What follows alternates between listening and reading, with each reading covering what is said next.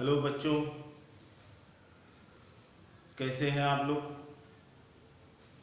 उम्मीद करते हैं भगवान अल्लाह ईश्वर के दुआ से, कृपा से, आशीर्वाद से बहुत अच्छे होंगे आप लोग।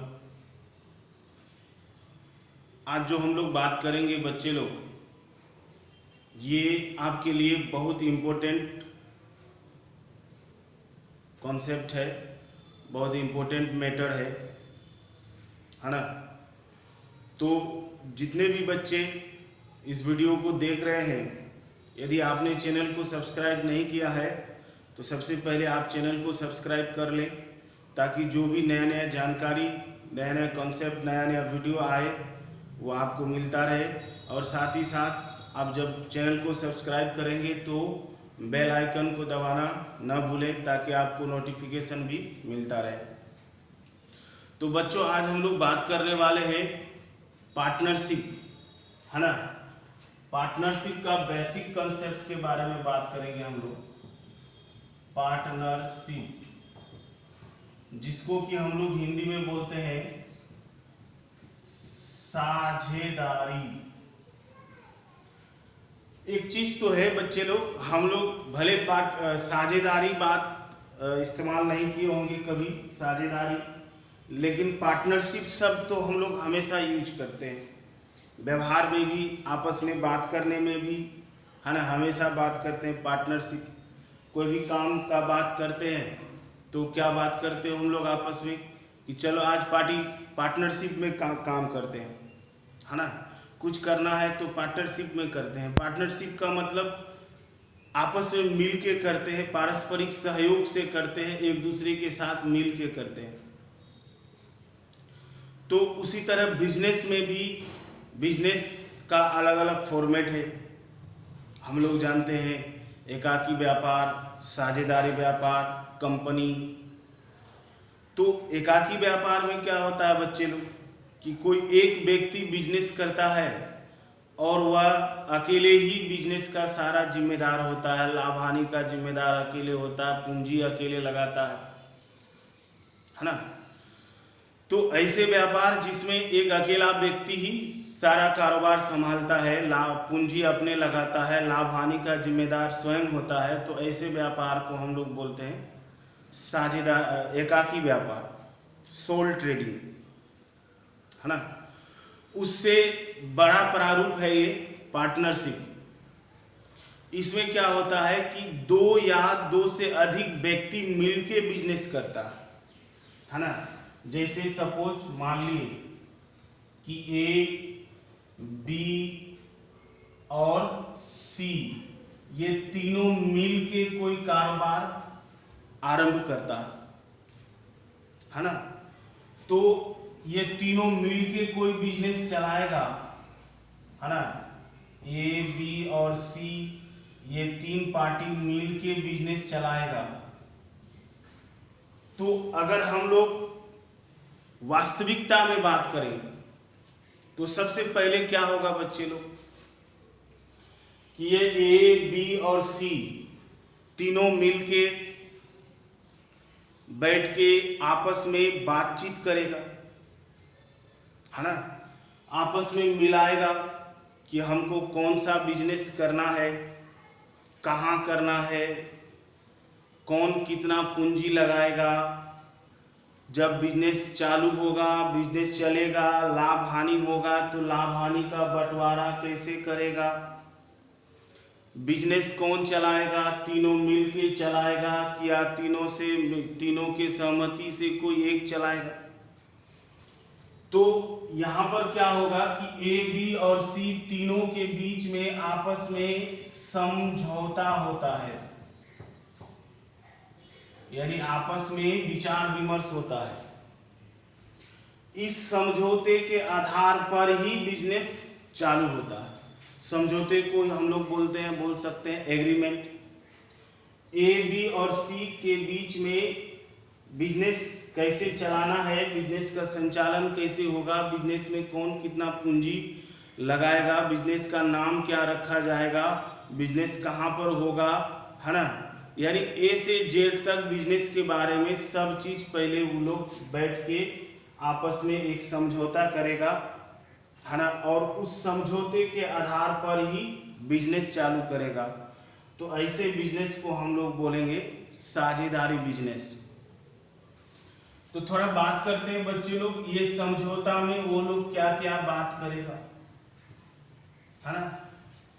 तो समझौता में क्या बोले कि सबसे पहले तो वो लोग सोचेगा कि बिजनेस का क्या नाम रखना है, पार्टनर कौन कौन होगा, है ना।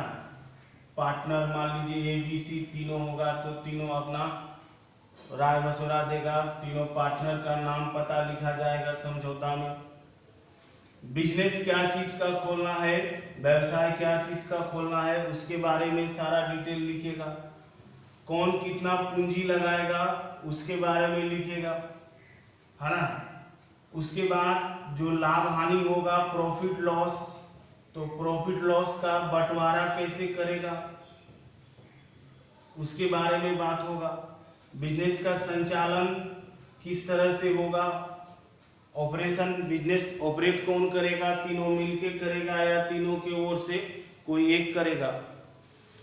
यानी ये समझिए तो बिजनेस के बारे में शुरू से लेके अंत तक सारा चीज वो लोग बैठ के मिलाएगा, और मिला के हो सकता है उसको वो लोग लिखेगा एक फॉर्मेट में।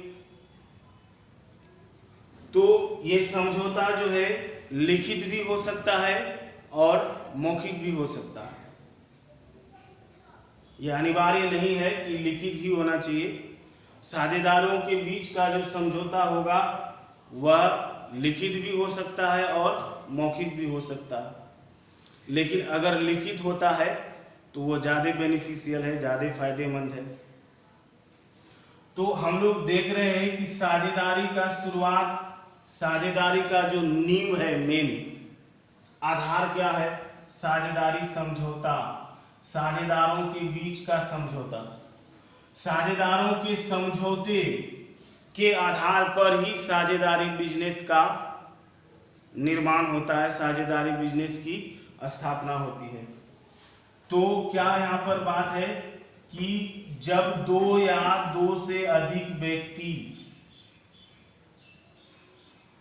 आपस में मिलके कोई बिजनेस चलाता है, अपना पूंजी लगाता है और उससे होने वाले लाभ हानि को आपस में बांटता है, बिजनेस का संचालन सब कोई मिलके करता है या उन सब की ओर से किसी एक के द्वारा किया जाता है, तो ऐसे व्यवसाय को हम लोग साझेदारी व्यवसाय कहेंगे।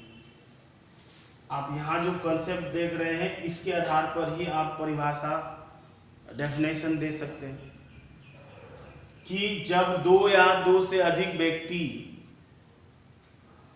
आपस में समझौता करके कोई बिजनेस चलाता है, पूंजी लगाता है और उससे होने वाले लाभ हानि को आपस में बांटता है, तो ऐसे व्यवसाय को हम लोग बोलेंगे साझेदारी व्यवसाय, है ना। तो साझेदारी जब दो या दो से अधिक व्यक्ति, जब दो या दो से अधिक व्यक्ति मिलकर किसी व्यापार को चलाने, उसके लाभालाभ को आपस में बांटने और अपनी पूंजी या सेवा लगाने के लिए सहमत हो जाता है, तो ऐसी संस्था को साझेदारी कहा जाता है। क्या बोले कि जब दो या दो से अधिक व्यक्ति आपस में मिलके कोई बिजनेस को चलाने, उसके लाभ हानि को आपस में बांटने और अपनी पूंजी या सेवा लगाने के लिए सहमत हो जाता है, तो ऐसे व्यापार को हम लोग साझेदारी व्यापार कहेंगे। ठीक है।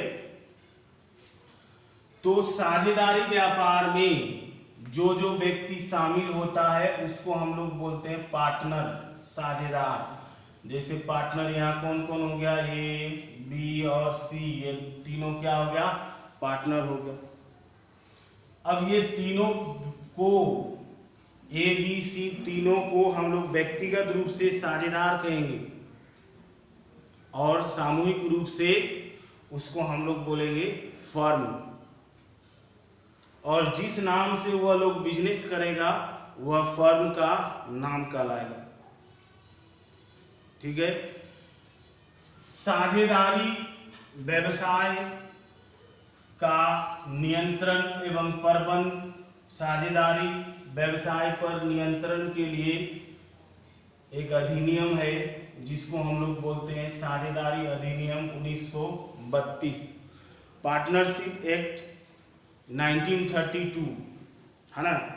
तो साझेदारी अधिनियम 1932 की धारा 4 के अनुसार साझेदारी उन व्यक्तियों के बीच का संबंध है, साझेदारी उन व्यक्तियों के बीच का संबंध है जिन्होंने किसी ऐसे कारोबार के लाभ को बांटने का अनुबंध किया है जिसे वे सब या उनमें से कोई एक व्यक्ति सबकी ओर से चलाता है।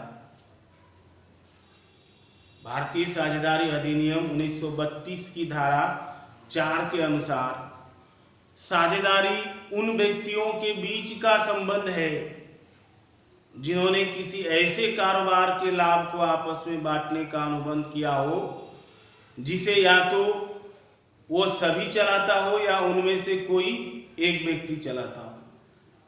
तो ऐसे व्यापार को हम लोग बोलेंगे साझेदारी व्यापार। तो सिंपल में हम लोग क्या बोल सकते हैं कि जब दो या दो से अधिक व्यक्ति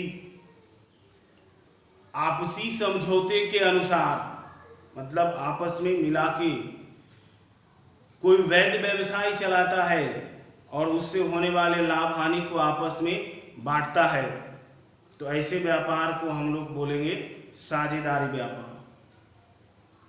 तो साझेदारी व्यापार में क्या क्या मेन फीचर्स आया बच्चे लोग?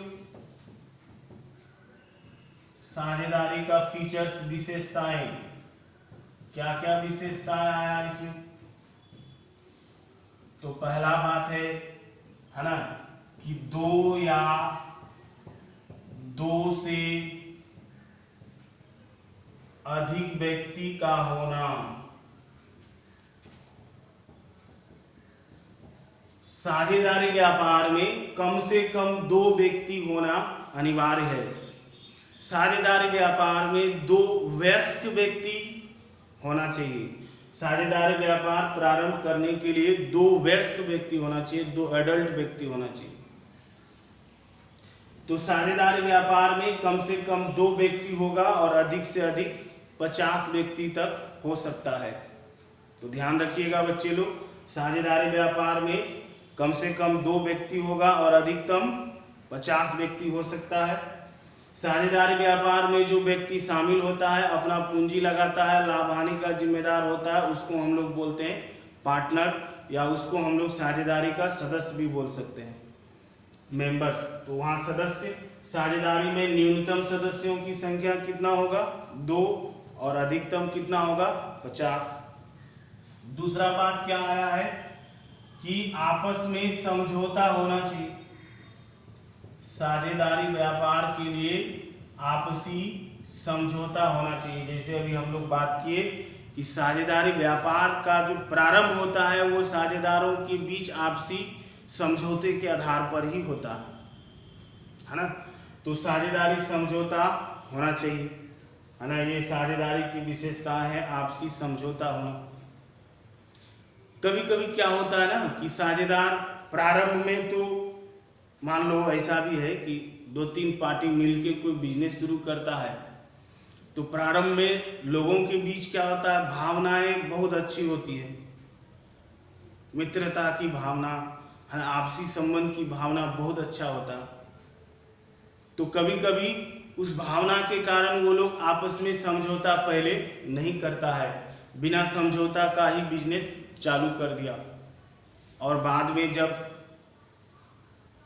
लाभ कमाया, पैसा आया, तो लाभ बांटने के लिए आपस में विवाद हो गया या किसी कारण से आपस में विवाद हो गया, तो क्या होगा? चूंकि अभी बात की कि आपस में अच्छा कॉम्बिनेशन होने के कारण प्रारंभ में वो लोग समझौता नहीं किया और बाद में वो लोग किसी कारण से आपस में विवाद हो गया या लाभ बांटने को ही लेकर विवाद हो गया, तब क्या होगा? तो उसका भी समाधान है। कि यदि साझेदार आपस में समझौता नहीं करता है तो अभी जो हम बात किए भारतीय साझेदारी अधिनियम 1932, यदि साझेदारों के बीच आपसी समझौता नहीं होता है तो ऐसी स्थिति में भारतीय साझेदारी अधिनियम 1932 के प्रावधान लागू कर दिए जाएंगे। भारतीय साझेदारी अधिनियम 1932 में जो नियम कानून दिया गया है उसके आधार पर उन लोगों के बीच का आपसी विवाद का समाधान किया जाएगा। भारतीय साझेदारी अधिनियम 1932 के अनुसार लाभ हानि का बंटवारा किया जाएगा। बात समझ गए? तो अभी हम लोग बात किए साझेदारों के बीच आपसी समझौते का होना। तो शॉर्टकट में यह भी जान लें कि साझेदारों के बीच में जो समझौता होता है उसको हम लोग बोलते हैं साझेदारी संलेख, पार्टनरशिप डीड। साझेदारों के बीच में आपसी अधिकारों एवं कर्तव्यों को निर्धारित करने के लिए साझेदारी व्यापार के संचालन के लिए साझेदारों के बीच आपसी जो समझौता होता है उसको हम लोग बोलते हैं साझेदारी संलेख। ये साझेदारी समझौता यानी साझेदारी संलेख लिखित भी हो सकता है और मौखिक भी हो सकता है।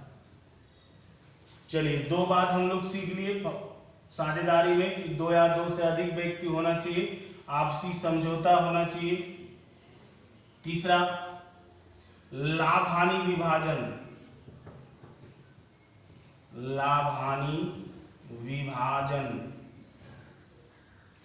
यानी साझेदार जो आपस में लाभ कमाएगा, बिजनेस चालू किया साझेदारी में तो स्वाभाविक है लाभ हानि कुछ तो कमाएगा ही। तो लाभ हानि कमाएगा तो उस लाभ हानि को आपस में बांटना है। जितना भी साझेदार होगा साझेदारों के बीच लाभ हानि का बंटवारा होना है। लाभ हानि का बंटवारा होगा तभी वो साझेदारी कहलाएगा। तो लाभ हानि बंटवारा का अनुपात क्या होगा वो उन लोग का आपसी समझौते पर निर्भर करता है।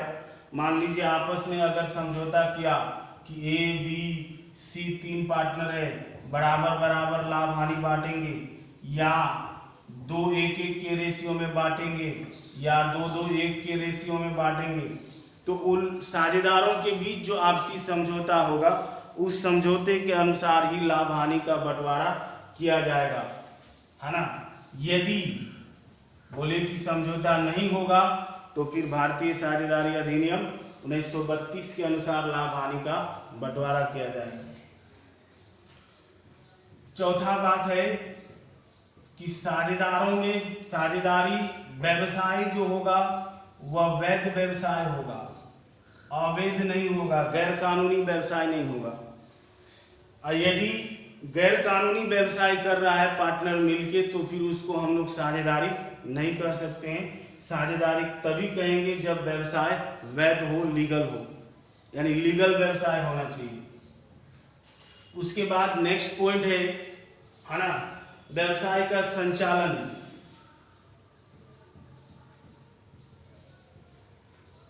व्यवसाय का संचालन, बिजनेस का ऑपरेटिंग, बिजनेस ऑपरेट कौन करेगा। तो फिर वही बात है कि जब दो या दो से अधिक व्यक्ति मिलके आपस में समझौता किया है तो उन लोग का जो समझौता है, समझौता में ही क्लियर करता है कि बिजनेस का संचालन कौन करेगा। या तो सभी पार्टनर मिलके कर सकता है या सबकी ओर से किसी एक के द्वारा किया जा सकता है। यानी व्यवसाय का संचालन या तो सबके द्वारा किया जा सकता है या सबकी ओर से किसी एक के द्वारा किया जा सकता है। उसके बाद नेक्स्ट है असीमित दायित्व।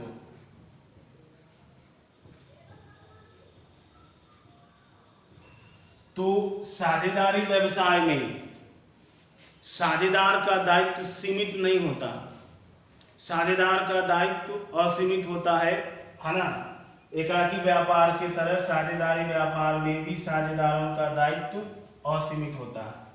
तो ये साझेदारी का मेन स्पेशल फीचर्स है ना, आधारभूत या यूं कहें तो हम लोग बेसिक महत्वपूर्ण विशेषता है। ये सब तो हम लोग को याद रखना भी है और ये साझेदारों का क्या है, आपस में ये सारा बात होना ही चाहिए। दूसरा बात हम लोग करते हैं बच्चे लोग कि ये जो साझेदारी व्यवसाय है ना, साझेदारी व्यवसाय का मूल तत्व क्या है?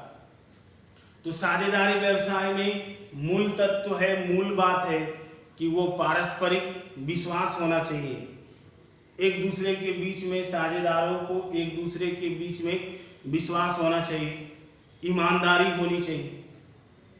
साझेदारों का एक दूसरे पर विश्वास हो, ईमानदारी हो, है ना, ये सब साझेदारी का मूल तत्व है। उसके बाद क्या है कि साझेदारों के बीच में जो समझौता हुआ है वह समझौते का सम्मान करें। सभी पार्टनर समझौते का सम्मान करें, समझौते को माने। तीसरा बात है कि व्यवसाय का सही एवं उचित लेखा रखें। क्या क्या बात किए बच्चे लोग अभी हम लोग कि आपस में विश्वास होना चाहिए, पारस्परिक भरोसा होना चाहिए, विश्वास होना चाहिए, व्यवहार में ईमानदारी होनी चाहिए, साझेदारी संलेख का सम्मान करें, सही एवं उचित हिसाब किताब रखे, है ना। ये सब साझेदारी का क्या है? मूल तत्व है। आदर्श साझेदारी के लिए ये मूल गुण होना आवश्यक है। तो साझेदारी का मूल तत्व क्या है? आपसी समझदारी होना चाहिए, है ना, या एक दूसरे पर सबका अपना अपना समझदारी होना चाहिए सबका, या हम लोग ये भी बोले कि आपसी भरोसा। समझदारी से ज्यादा बेटर शब्द होगा यहाँ भरोसा। पार्टनर लोग को आपस में एक दूसरे पर भरोसा रखना होगा। बिना भरोसा का बिजनेस नहीं चल सकता बच्चे लोग, है ना। साझेदारों के बीच में एक दूसरे पर भरोसा करना होगा, है ना। जब तक आप एक दूसरे पर फेथ नहीं करेंगे, एक दूसरे पर भरोसा नहीं करेंगे, तब तक बिजनेस नहीं चलेगा। दूसरा तत्व क्या है इसमें कि ईमानदार होना चाहिए, ईमानदारी। तीसरा बात क्या बोले कि जो साझेदारों के बीच में समझौता हुआ है वो समझौते का सभी पार्टनर सम्मान करें, है ना। उसके बाद क्या है? सही एवं उचित लेखा रखना।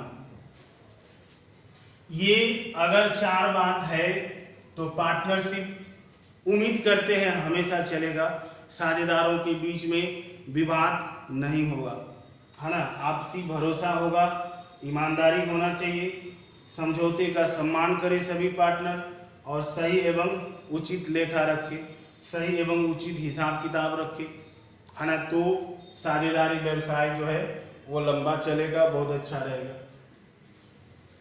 चलिए बच्चे लोग अभी हम लोग फिर आगे बात करते हैं। अब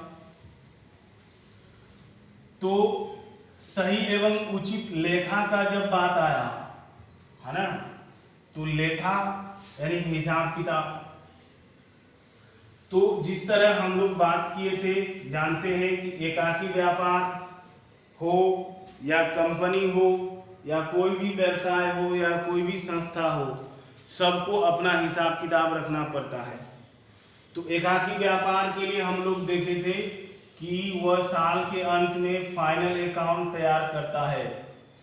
तो उसी तरह साझेदारी व्यवसाय को भी अपना फाइनल अकाउंट वर्ष के अंत में तैयार करता है। साझेदारी व्यवसाय भी अपने पूरे साल का लाभ हिसाब किताब करने के लिए अपना फाइनल अकाउंट बनाता है। तो थोड़ा याद करते हम लोग, एकाकी व्यापार के फाइनल अकाउंट में हम लोग कौन कौन खाता बनाते थे? तो ट्रेडिंग अकाउंट बनाते थे, और क्या बनाते थे? प्रॉफिट एंड लॉस अकाउंट, और क्या बनाते थे? Balance sheet. तो जिस तरह हम लोग एकाकी व्यापार के लिए trading account, profit and loss account और बैलेंस शीट बनाते थे, उसी तरह साझेदारी व्यापार के लिए भी ये पहला ट्रेडिंग अकाउंट बनेगा, दूसरा प्रॉफिट एंड लॉस अकाउंट बनेगा, उसके बाद तीसरा इसमें प्रॉफिट एंड लॉस अकाउंट में क्या होता है? लाभ हानि का पता चल जाएगा, संस्था का, साझेदारी का लाभ हानि का पता चल जाएगा। तो साझेदारों के बीच में लाभ हानि का बंटवारा करने के लिए, है ना, एक एक्स्ट्रा खाता बनाया जाता है जिसको हम लोग बोलते हैं profit and loss appropriation account, है ना। तो ये तीसरा इसमें आ गया। उसके बाद चौथा, साझेदारों का अपना अलग अलग हिसाब रखने के लिए, कौन कितना पार्टनर पूंजी लगाया, लाभ हानि कितना मिला, तो वो लोग का अपना हिसाब किताब करने के लिए कैपिटल अकाउंट भी बनाया जाता है। और लास्ट में बिजनेस की स्थिति दिखाने के लिए हम लोग कैपिटल अकाउंट भी बनाते हैं। यानी अगर हम लोग बात करें तो साझेदारी के फाइनल अकाउंट में मुख्य रूप से ये सब खाता बही तैयार किया जाता है। Trading account, profit and loss account, profit and loss appropriation account, partners capital account और बैलेंस शीट, है ना। तो अब हम लोग नेक्स्ट वीडियो में बात करेंगे ये साझेदारी का हिसाब किताब, लेखा जोखा किस तरह होगा, है ना। पार्टनर का ये तो हम लोग जानते ही है, ट्रेडिंग अकाउंट कैसे बनाते हैं, प्रॉफिट एंड लॉस अकाउंट कैसे बनाते हैं। तो यहाँ हम लोग के लिए नया बात क्या है, profit and loss appropriation account और पार्टनर का कैपिटल अकाउंट। तो हम लोग नेक्स्ट वीडियो में बात करेंगे profit and loss appropriation account बनाना और कैपिटल अकाउंट बनाना कैसे बनाएंगे। तो बच्चे लोग उम्मीद करते हैं आपको वीडियो पसंद आया होगा, है ना, मज़ा आ रहा होगा। तो पसंद आ रहा है तो वीडियो को लाइक करें, और कुछ जानकारी देना हो, कुछ पूछना हो, कुछ समझना हो तो उसके लिए कमेंट अवश्य करें। आपका कमेंट, है ना, हमारे लिए टॉनिक का काम करेगा। ज़्यादा से ज़्यादा हम भी इनकरेज होंगे, मोटिवेट होंगे और आपके लिए अच्छे से अच्छी जानकारी लेके आएंगे। और चैनल को सब्सक्राइब करना ना भूलें, शेयर करना ना भूलें। धन्यवाद।